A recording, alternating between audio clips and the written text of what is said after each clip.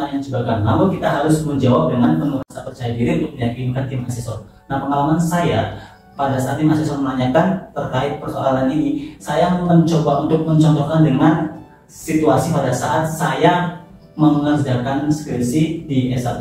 Nah, pada saat mengerjakan skripsi di S1, saya sangat kesulitan untuk mengolah data. Namun, beberapa teman saya itu menyarankan bahwa data tersebut untuk diubah. Namun, hati saya berkata bahwasanya sesuatu mengubah data itu bukan hal yang bagus secara pribadi pemahaman saya. Daripada untuk repot-repot mengubah data, saya akan mencari tahu alasan mengapa sebuah data itu bisa terjadi dengan data-data penunjang seperti mencari informasi melalui jurnal artikel mengapa data tersebut bisa demikian.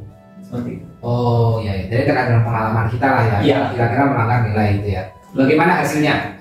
Nah, hasilnya dalam sebuah penelitian tersebut saya beranggapan bahwasanya sebuah riset itu tidak dituntut untuk berhasil, namun bagaimana kita mengimplementasikan ataupun menganalisis sebuah data mengapa demikian, lebih menanamkan pada integritas lah atas data, atas hasil penelitian yang kita lakukan gitu lah kayak. Pokoknya bagaimana kita menjawab itu jangan sampai melanggar tentang nilai ya, melanggar nilai. Misalnya tadi jawabannya akhirnya saya menggunakan jasa untuk mengubah data dan sebagainya gitu ya, mungkin itu akan melanggar nilai ya, artinya itu bisa menjadi pertimbangan dari asesor itu sendiri ya kak ya. Iya. Terus ini pertanyaan yang ketiga ini D, pertanyaan besarnya, ceritakan secara spesifik situasi pengalaman Anda ketika bekerja sama dengan orang lain yang memiliki beragam perbedaan seperti budaya, cara pandang, latar belakang, pendidikan, dan cara berpikir dan lain-lain. Nah ini ceritakan kak, waktu itu jawabannya gimana kak? Pada pertanyaan ini saya mencoba untuk menceritakan ataupun memasukkan pengalaman saya pada saat mengikuti kegiatan organisasi. Pada saat mengikuti kegiatan organisasi, tentu saja kita akan dihadapkan kepada orang-orang yang memiliki latar belakang, background, kebiasaan, dan karakter yang beraneka ragam. Di situ, melalui sebuah organisasi, kita dituntut untuk mampu memahami sebuah perbedaan dan bagaimana caranya kita menyatukan sebuah persepsi untuk sebuah tujuan sama, yaitu tujuan dari organisasi. Seperti itu. Itu contoh pengalamannya waktu jawabannya. Iya, akan lebih mudah untuk menjawab pertanyaannya ketika kita memberikan contoh yang konkret dan lebih spesifik. Oke.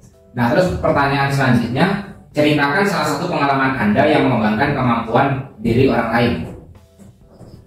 Nah, ini dulu jawabannya gimana kak pertanyaannya? Untuk mengembangkan kemampuan orang lain di sini, karena background saya, pengalaman saya sebelumnya adalah seorang guru honorer, saya mencoba untuk mengembangkan kompetensi sikap ataupun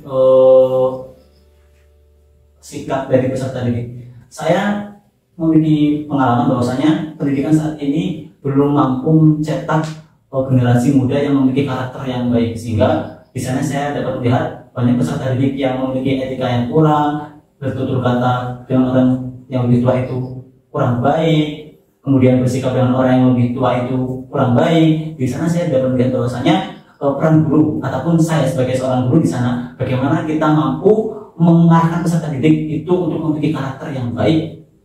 Karena seorang guru tidak hanya dituntut untuk meningkatkan kompetensi akademik siswa, namun kita juga memiliki tanggung jawab untuk mendidik moral bagi peserta didik kita itu sendiri. Oh, ceritanya itu ya kak ya. Terus ini satu lagi, ceritakan salah satu keputusan penting dalam kegiatan, baik pekerjaan, organisasi, komunitas, perkuliahan yang pernah Anda ambil. Nah ini kakak waktu itu menjawab gimana? Salah satu keputusan yang sangat penting bagi kehidupan saya adalah keputusan saya untuk melanjutkan pendidikan hingga ke jenjang yang lebih tinggi. Berdasarkan pengalaman saya, meskipun saya dari latar belakang keluarga yang memang sederhana, tidak bisa dibilang keluarga yang cukup, namun saya memaksakan diri untuk terus melanjutkan pendidikan. Dan itu saya rasakan sekarang, buah dari keputusan saya pada waktu itu untuk memilih terus melanjutkan pendidikan hingga ke jenjang yang lebih tinggi.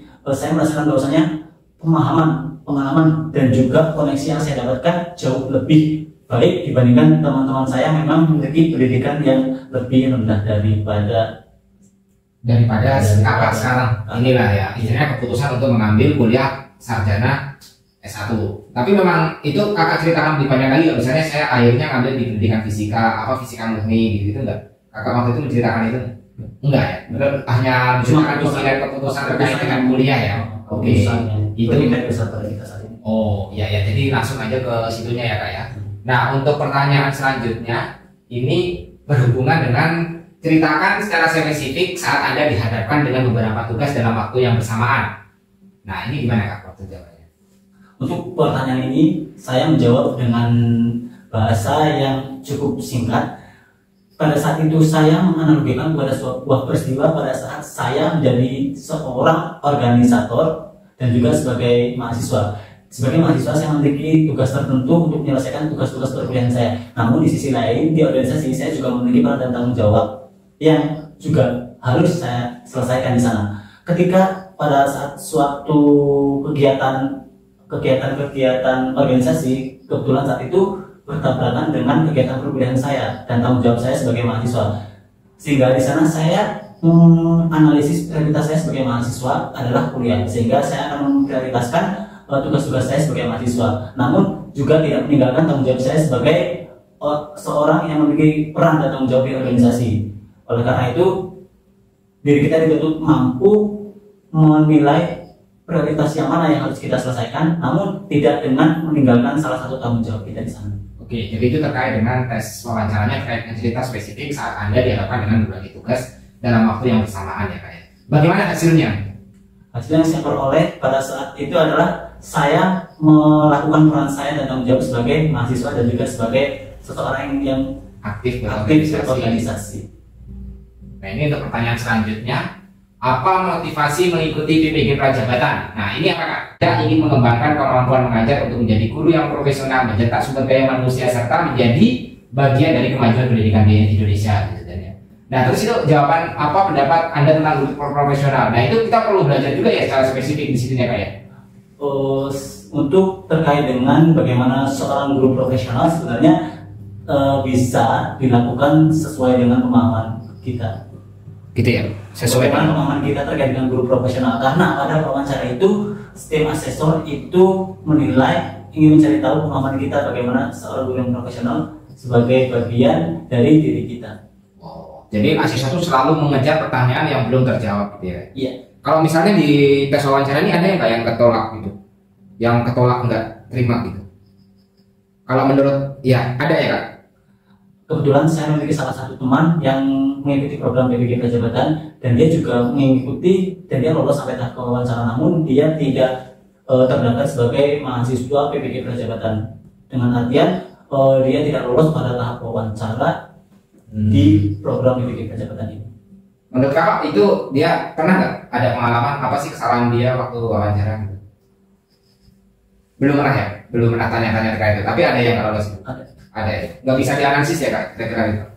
Untuk terkait lolos dan tidaknya peserta di tahap wawancara, mungkin itu balik lagi bahwasanya kepuasan dari tim asesor untuk menggali informasi tentang diri kita dan bagaimana kesesuaian jawaban kita dengan esai yang telah kita tulis. Karena pada dasarnya wawancara ini untuk menggali informasi dari kita, memverifikasi dari kita secara langsung dengan membandingkan tulisan esai yang telah kita tulis pada tahap administrasi. Jadi tidak terlepas dari esai. Nanti wawancara akan bertanya. Mungkin ketika nanti tidak ada kecocokan antara verifikasi dan juga data esai yang telah kita tulis, mungkin itu akan menjadi pertimbangan besar bagi tim asesor. Oke, jadi harus ada sinkron lah ya, ada antara esai yang kita jawab, soal yang kita jawab pada tes administrasi dengan wawancara kita, gitu lah ya. Nah, dua asesor itu Kakak tahu nggak latar belakangnya apa? Untuk tim asesor yang dipilih dari pihak penyelenggara merupakan tim asesor yang telah mengikuti pelatihan khusus sebagai tim penyeleksi. Namun selain itu mereka juga memiliki latar belakang dosen dan juga akademisi di perguruan tinggi. Oh gitu ya. Ada yang dari psikologi gitu juga? Setahu aku sih. Setahu Kakak nggak ada ya? Setahu aku dari dosen aku mereka memang mengikuti pelatihan gitu ya. Oke. Nah kalau misalnya itu pertanyaannya tadi itu semua pertanyaan sebanyak itu bakal ditanyakan semua Kak? Apa gimana? Untuk pertanyaan yang ditanyakan pada esai itu secara garis besar poin-poinnya ada, namun tidak semua pertanyaan itu akan ditanyakan. Ketika memang pertanyaan itu sudah mencakup pertanyaan-pertanyaan yang keseluruhan, maka ya pasti nggak ditanyakan lagi ya. Iya. Waktunya berapa menit Kak untuk pertanyaan ini? Waktu saya tes wawancara dua tim asesor selama 60 sampai 70 menit. Lama ya berarti 60 sampai 70 menit satu orang itu. Dua tim asesor. Dua tim asesor satu untuk satu orang. Lama ya berarti wawancaranya itu. Ya, itu sesi wawancara memakan waktu yang cukup lama sekitar kalau saya sendiri 60 sampai 70 menit. Gitu ya. Selama itu ya. Itu jam berapa waktu itu pengalamannya?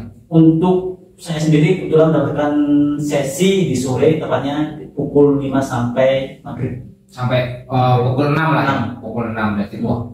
Sangat lama banget ya. Itu asesor juga dari pagi pasti ya, ada jadwalnya gitu ya. Ada jadwalnya. Kalau kita ada nggak briefing terkait dengan pakaian yang harus dipergunakan gitu? Dulu pakai apa? Untuk terkait pakaian yang akan digunakan pada saat wawancara sebenarnya tidak ada ketentuan secara langsung dari tim penyeleksi, namun kita harus menggunakan pakaian yang penting sopan, ya, meja ataupun batik bisa jadi opsi ketika kita menghadapi wawancara. Jangan menggunakan kaos. Gitu. Itu terkesan kurang sopan. Ya, jadi itu sekitar pertanyaan terkait dengan wawancara. Nah, mungkin itu aja Kak yang bisa saya tanyakan terkait dengan pertanyaan teman-teman setelah video kemarin dengan Kak Andi itu sudah menjabarkan terkait esai ya. Esai dan ini banyak banget yang wawancaranya itu apa gitu kan ya. Semoga video ini bisa bermanfaat. Kalau teman-teman nanti ada yang istilahnya perlu ditanyakan, teman-teman bisa klik komentar di kolom komentar. Nanti kalau Kak Agus berkenan menjawab, nanti akan dijawab oleh Kak Agus ya Kak ya. Oke Kak? Oke. Mungkin hanya itu teman-teman yang bisa kita bagikan dengan Kak Agus. Terima kasih telah menonton. Bye-bye. Terima kasih teman-teman yang telah mengikuti sesi ini dari awal hingga akhir. Semoga bermanfaat ya. Semoga informasi yang kita sharingkan kepada teman-teman dapat bermanfaat bagi kalian semua. Terima kasih.